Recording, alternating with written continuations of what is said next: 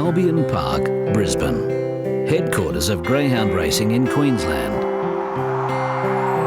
A highly professional, strictly supervised industry where speed, fitness and breeding mark the split-second difference between winning and losing. From the Gabba to the Creek. I'm Michael Byrne, President of the Brisbane Greyhound Racing Club. The year 2002 celebrated 30 years of night greyhound racing in Queensland. Greyhound racing is both a sport and an industry. People can earn a lot of money in greyhound racing, but it also remains a family pursuit. In 2002, Albion Park by itself paid out $3 million in prize money. That's an income for people who breed, rear and train greyhounds. It's an industry with a proud history and tradition. This is the story of our club. For a brief period of time in the 1920s, it appeared that the sport would really boom in Brisbane. A mechanical lure had been invented, and it was known as the tin hare, and a group of ambitious businessmen decided that they would attempt to run the night racing under gaslights at the Gabba. Unfortunately, there was one thing lacking, and that was there were no bookmakers and there was no legal betting allowed. So the promoters were forced to look at other avenues to attract the crowds, and one of the first things they did, they even, would you believe, had monkeys sitting on the backs of the greyhounds dressed in the jockey silks. But with no bookies, night dogs were doomed. By the end of 1928, only one greyhound remained at the Gabba, in a grave near some fig trees where his owner had been given permission to bury him. It took more than 4 decades before a visionary Brisbane Lord Mayor took up where the dogs had left off, at the Brisbane Cricket Ground. In the early 1970s, late 60s, the Brisbane Cricket Ground was a derelict sports ground, no other way to describe it. The circumstances there were such that it was very, very difficult to have any amenities considered even reasonable. And I made big efforts to get the government to do something about it. I got Gordon Chalk interested in it. He came, had a look at the place, recognised how dreadful it was, and said yes, he'd like to do something about it. However, he thought that it would be desirable to at the same time deal with another problem, and that was the need for a proper greyhound racing club and headquarters and a track somewhere in the city. And I believe at that time he was considering a number of venues, and it was quite obvious that if you could use the Gabba, you had a wonderful start. And he asked me if I could do anything about it, and I said, well, it's going to be a hard sell for the cricket people, but if we can design it in such a way that it's not going to adversely affect cricket, and as a result we get a great development of the Gabba, well, I'm sure everybody will go along with it. Clem asked me if I'd assist him in setting up a club that would then tender for the first licence to conduct night greyhound racing in Queensland. My first impression was that he knew even less about greyhound racing than I did, and that I think I suggested to him that he'd go home and have a cold shower and he'd feel better next day. But fortunately he persisted. So I designed a track which provided 2 straights, somewhat different from anywhere else, but anyway they were there. And the treasurer then, the deputy premier as he was, said, that's great, I think we can manage it. And he went against quite a number of influential areas to go along with the Gabba. It involved a new greyhound racing control board. There was also, if it was at the Gabba, it would be part of a total redevelopment of the Gabba complex. It needed, among other things, a fairly high-profile committee. In the tender for the licence, we had 2 other competitors. One from Lang Park and one from Albion Park. The board liked our proposal, but they also liked very much the fact that Clem was behind it, and they knew that if they gave him the challenge of setting it up, that they could then go away and look to doing something else, because they knew that Clem would come up with the goods. Due to the enormous success of night harness racing at Albion Park, the Queensland Government finally agreed to licence night greyhound racing, once again at the Brisbane Cricket Ground. But unlike the 1928 experiment, on-course bookmakers and a growing off-course TAB would be available. In 1971, the home of Test cricket in Queensland began its transformation into Australia's greyhound racing showcase. The Gabba Greyhound Racing Club was formed with Clem Jones as chairman. Greyhound racing can take a great deal of credit for the fact that the development of the Gabba, which was critical at that stage for cricket and for the Gabba and for Queensland, went ahead mainly because of the success of greyhound racing. We were ready for our first trial night, and we had 6,500 people there. It was absolutely amazing, and we felt very confident that we were going to be successful in Brisbane.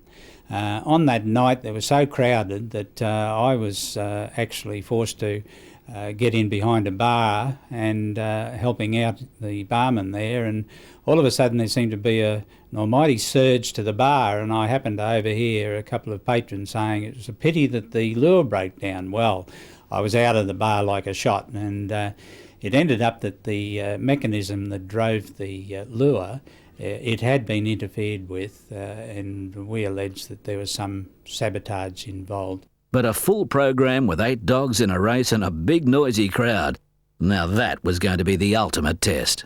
There was 11,500 people there, and we were overwhelmed. The Clem Jones grandstand was packed. The 400-seat restaurant was booked out. The childcare centre, which we ran as a full-time centre, was looking after 100 children that night. There were 44 bookmakers, and there were nearly 50 tote windows, and they were flat out coping with the business.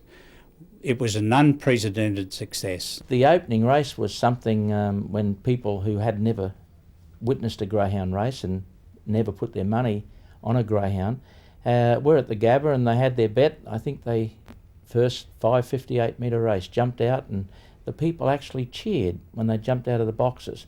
They went past the post and the people were just mesmerised. They didn't know what was happening. The actual cable that carries the lure around the track, it actually started to fray after about the 3rd race or the 4th race. But fortunately enough, John Hicks covered all bases and made sure that we had somebody to replace to make sure everything was okay, and replace anything that damaged. So this, Bob Emmett was the gentleman in question. He was able to repair it during the night. But the most nerve-wracking part about it was the fact that he kept waving to me to slow the lure down, make it go slower, which, as you can understand, is virtually impossible when you've got 8 dogs charging along behind you. But the big stars of the night were the greyhounds. For many thousands of Queenslanders, it was the first time they'd seen greyhounds in action. It was a spectacular debut for the 65 km/h races. And a spectacular Gabba debut for trainer John Reimer. Opening night was something special for everybody in greyhound racing. I won 2 races with Time and Tide, Nojinski, and I run second, got beaten in the nose with Gady Dream. It was a big occasion for everybody. It looked like things couldn't get any better for greyhound racing. But 6 months later, they did, in the shape of a white and brindle dog named Top Simbi. On October the 26th, 1972, Top Simbi launched himself from box 7 in a maiden race to begin one of the shortest but greatest careers in the sport. Top Simbi, 16 to 3. I first come to get Top Simbi through a conversation in the Gresham Hotel with a friend of mine, Bill Bryston. And he just said, "You know a bit about dogs." He said, "Go and get one." So I said, I haven't got the money to do that. I said, so he said, "Send away," and I got some cards and picked out Blacktop. Then I went to the cross with the Irish bred dog. So that's how I come to get him, and brought him home as a little pup. He was only 3 months old. And I had to send him away to get broken in, but he was such a sook and he fretted, and I had to come and get him from the place. So I brought him home and put him in the house. He wouldn't go out of the house, so I built a little box down the backyard, and the 2 kids, Kim and Neil, used to put him in the box and away he'd fly. Then he'd go over fences and jump everywhere and play hide-and-go-seek with them all. Then I took him down to Launton. Then after he'd seen the boxes, I just stood him there, and he looked at the boxes and watched the dogs go around and the lure. and he got a bit excited. Then I took him down again, and he was an out-and-out noise chaser. Then I decided, I said, well, I've got to put you in the box and try you. And the first time in the box, he just flew out. And I said to Bill Bryce, and I said, you better come and see this dog. I said, he's not a bad dog. And he bolted in. Then I think he won, I took him to the Gabba then, and he won maiden, I think, by 18 or 21 lengths. The crowd at the Gabba always appreciated the dog very much, and every time I started him, there was an extra 1,000 people went through the gate, and the crowd was so pleased with him, and I think he was such a lair, he expected it. When he got up on his stand, he expected, and he turned round to the crowd. And we had his house name was Nicky, and I remember, I think it was Mick Cox, said, what are you doing, Nick? And he looked up. Yeah, 1972 was a great year, and I think fitting end to the year was the night of the Triple Dead Heat at the Gabba Greyhound Racing Club, and it was a great race. I mean, it was a wide open betting race. So Mulloway was one of the fancied candidates. Used to be a middle of the track runner, and people thought it could win. And coming for home, he did look as if he was going to win. And then all of a sudden, Dino's Chance loomed up, and Black Caro charged down the outside. It was very close. I thought, oh, dead heat. Black Caro, Sir Mulloway. How it turned out, it was a triple dead heat. And I think that is still history in Queensland greyhound racing. Normally I can pick a winner at the Gabba. I was pretty well perfection there at picking a winner because I was directly over the winning post. But in the case that night of the triple dead heat, when the dogs approached the winning post, it was just an uncanny effect because looking down at them you just could not separate them, and I couldn't in my judgment. If 1972 was a vintage year, then the 1970s proved to be a vintage decade for greyhound racing. In 1973 and 1974, Top Simbi won 20 races from 24 race starts, picking up Greyhound of the Year awards in 1973 and 1974, and broke or equalled the 558 metre track record on 4 occasions. It was almost 4.5 years later that the Peter Rayner owned and trained Iron Hawk smashed Top Simbi's 558 metre record, recording 32.39 seconds.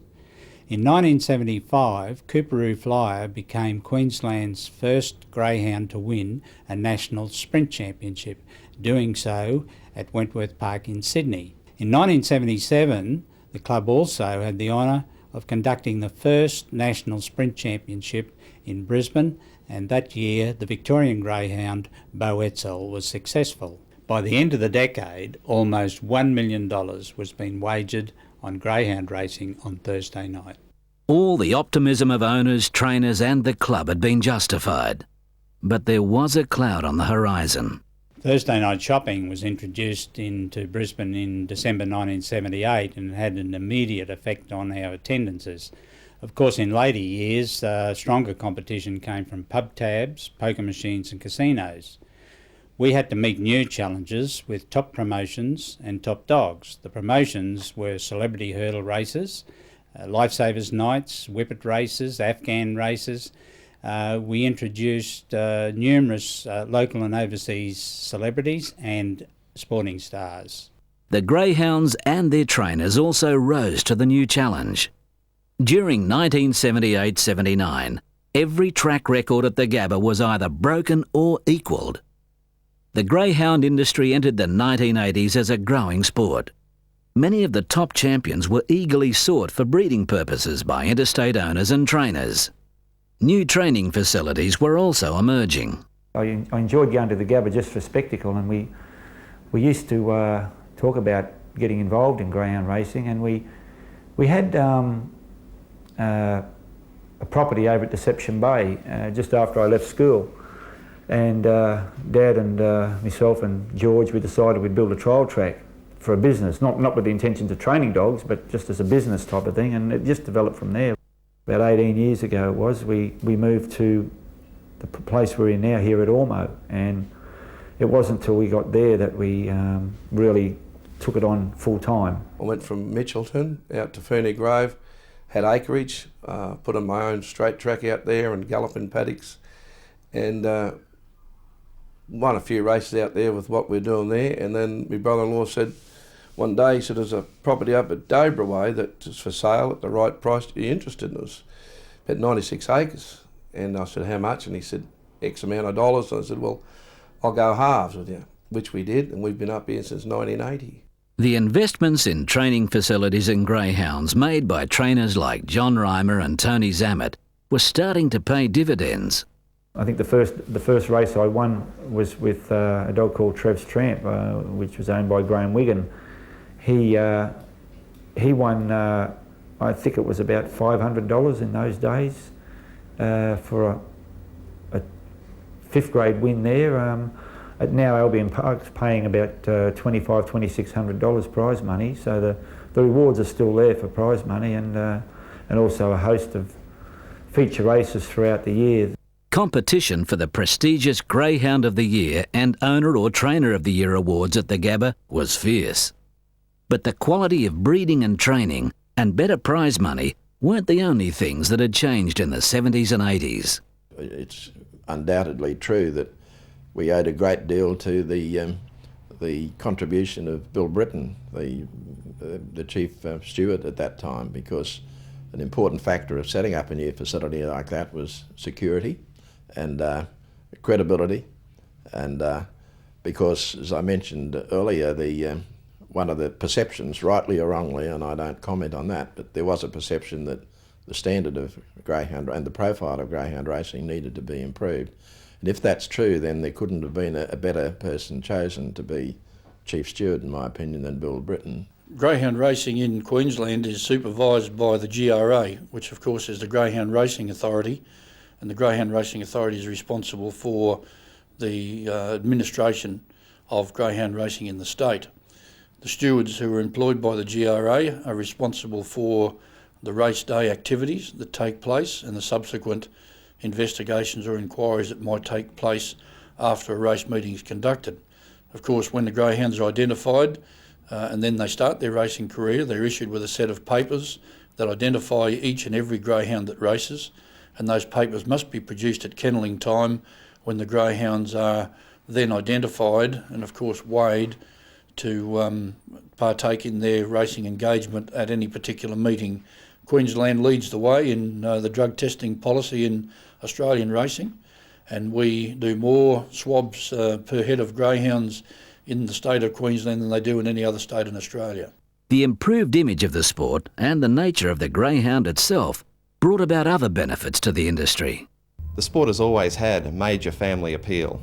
Husbands, wives, sons, daughters, grandparents all play a role in greyhound racing. There's also no gender bias. Both men and women have been extremely successful as trainers and owners. Women have always had equality in greyhound racing, as in owners, trainers, breeders, club members, and some have even served on club committees. To the best of my knowledge, the Gabba Greyhound Racing Club was the first racing club in Australia to introduce child minding facilities for the patrons and the licensees. I have many fond memories of the Gabba, but now we are racing at Albion Park, and the fond memories are there of Moreton Bay Star, who raced successfully for the Moreton Bay Retirement Village and brought them lots of pleasure. And in the later years, I had Silver Pageant, who was a Group 1 winner and a finalist of the Greyhound of the Year. But the best of all was Dancing Gamble, who raced at the Gabba and brought a lot of emotion and pleasure to the greyhound racing fraternity. Dancing Gamble refuses to surrender. He's kicked a length and a half clear. He's got the record. Under the presidency of people like highly respected politician Jack Houston and greyhound racing veteran Jim Neary, the club set more records and achieved more milestones in the 1980s. Meanwhile, the growing influence of TAB betting diverted many punters from racetracks. Attendances dropped off at all forms of racing. But by this time, Queensland had established a world-rated greyhound racing industry, and the results at the Gabba kept proving it. The biggest thrill of my life was in greyhound racing was the night Madonna Lee won the National Sprint Championship in 1982. It was a very big thrill. Winning the National was a prize for us of some 24,000. Madonna Lee in front, and Madonna Lee's too strong. A week after Madonna Lee's history-making win for Queensland, And 2 weeks after supervising the installation of a new lighting system, the Gabba's first manager retired from his post. John Hicks had played a key role in placing greyhound racing on the world map. I had spent 11 demanding but nevertheless exciting years in greyhound racing, from August 1971 until the time that McDonnell won the National Sprint Championship in front of a home crowd. It couldn't have been a more fitting time to step down.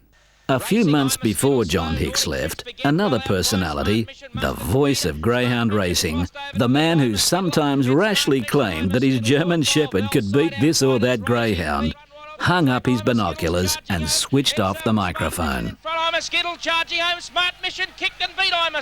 Well, I did have a German Shepherd actually, and whilst I had the German Shepherd, I used to throw it into my calls, and it used to go down sometimes it'd go down after the last, and bloke was waiting there one night, and he sort of took to me and said, "Hey, listen, I'll give you a German Shepherd." He said, "Oh, mine will beat the German Shepherd." Well, I didn't challenge him because mine was, she had a little bit overweight and she was a great dog, but I did have a German Shepherd, and it was just something I threw in. But it wasn't the end of greyhound racing for Mick Cox.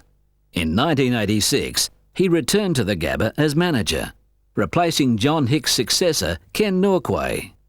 Mick liked running the show as much as he liked calling it. It was great years, and Bob Lambert took over from me, and Bob was probably one of the best understudies you could have had. He was a very loyal employee, and he turned out to be a good manager as well. In the mid-70s, I obtained a position as a steward with the Greyhound Racing Control Board of the day, and I held that position for about 6 years and officiated most Thursday nights at the Gabba, which was quite enjoyable. And in the early 80s, I took on a position with the Gabba Greyhound Racing Club under John Hicks as racing secretary, and I continued in that position under Ken Norquay and then Mick Cox. And then when Mick left in the early 90s, I took over as general manager and had about 10 years in that position as well. Greyhound owners and trainers were racing for ever-increasing prize money, and this was strongly influenced by the introduction of Sky Channel in the late 1980s. Prize money, initially at the Gabba and now at Albion Park, has been a big incentive to get the good dogs and people to the track, and interest off course as well. In the first 10 years at the Gabba, prize money was a bit over $5 million. By the second 10 years, that had more than doubled to $11.5 million, and the last 10 years, including 9 years at Albion Park, prize money is over $25 million. In 1987, Pretty Fearless became Australia's greatest stakes winner with $101,000 prize money. Look at this for a great win. Pretty Fearless wins the Coca-Cola. Back in 1987, I had the best dog I've ever had. His name was Pretty Fearless. He came to our farm when we needed a good dog. My wife was working. We were getting short of money. We had a mortgage on our property. Suddenly, Pretty Fearless wins the Coca-Cola Cup. It was a dream come true. Hopeful Doll was another Queensland-owned greyhound to set new standards for the sport. Hopeful Doll is streaking away. Hopeful Doll brilliantly from Lord. Hopeful Doll was a wonderful thrill for Ham and I. She broke the 558 metre track record in August 1986. Following year, she came out and broke the 704. And she was instrumental in us continuing to win the Owners' Premiership. We won from 1979 to 1987, thanks to some very good trainers that we had, including Mike O'Byrne, and the kindness that his wife Jeanette showed to our dogs. By 1992, the success of the Gabba had led to new night racing venues being established throughout Queensland. The industry had never been in better shape. And then in the same year, a new challenge arose. The state government decided to redevelop the Brisbane Cricket Ground. Part of the plan was to find a new home for AFL in Brisbane. The Brisbane Bears, soon to become the Brisbane Lions, were playing at Carrara and needed somewhere else to go. But there was a snag at the Gabba. The oval was too small with the greyhound track. It needed to be redeveloped. There needed to be new facilities for both the cricket and the AFL. Unfortunately, the greyhound track had to go. The club had 20 years to run on its lease at that time, and we could have dug our toes in. But the government offered a new track at Albion Park with new facilities. The committee took a mature decision, took everyone's interest into account, the government, AFL, cricket, and decided that we would move to Albion Park, and in the end got a great deal for the greyhound racing industry. On February 4, 1993, the last meeting conducted by the Gabba Greyhound Racing Club was held at the Brisbane Cricket Ground. Now, once again, all the attention was on a new and very different track for greyhound racing. When we decided to move from the Gabba, which was the grass track, we decided at Albion Park we would have a sand track, mainly because we were going to race twice a week and the maintenance wouldn't be nowhere near the cost of preparing the track for racing. The track itself is a conventional track with 2 bends and 2 straights, the straights being approximately 85 metres long. And with the canvas that we've put on the track, it gives every dog a chance of going round the bend at the speed that they are entitled to go round without interference, and therefore I think it is a very safe track for the dogs to race on. Albion Park is probably one of the safest tracks in Australia because of that banking on the corners, and this minimises interference, and a lot of the injuries that we see in greyhounds comes through interference on the turns, and in particular the first turn. There are studies that have been done to show that the highest percentage of injuries occur on that first turn. So if you can create a track that allows greyhounds to get around the first bend safely, then you're going to minimise injuries, and also you're going to provide a better quality of racing as there's less interference. One of the identities who made the transition from the Gabba to the new Albion Park track was leading greyhound race caller Paul Dolan. Certainly the history of Albion Park as a racing venue is most interesting. They had gallops here up until 1981. Harness racing was combined with the gallops from 68 to 81. They closed the gallops track down, put the big harness track down in 83, and then greyhounds came here in 93. So I think it's had a transition from originally a gallops track and then a gallops and harness track, and now it's widely known, widely regarded as a greyhound and harness racing complex. Well, if the Gabba was remembered as the track for Top Simbi, I think it would be fair to say Flying Amy was equally as famous here at Albion Park. They were 2 different dogs, and it's certainly unfair to say one was better than the other. They were different types of dogs. Top Simbi won up to 732 metres when Bert Kennedy took him to Sydney. Flying Amy was an out-and-out sprinting sensation. Flying Amy in front, toss the teddy, can't catch the flying machine out in front. Flying Amy gives a devastating display. Flying Amy was a freak of a time. She broke the 30-second barrier at Albion Park 10 times and also won 2 Greyhound of the Years, won $355,000 in prize money, and made 2 owners very, very happy in Phyllis Tedford and Mavis Ball. Also brought a lot of joy and pride to myself. And she still holds the Albion Park track record at 29.73. I'll tell you what, we should have Tina Turner or Jimmy Barnes here because this is simply the best. Home goes Flying Amy, wins by 6. Flying Amy was by far the best greyhound to grace Albion Park, but when she retired the story didn't end there.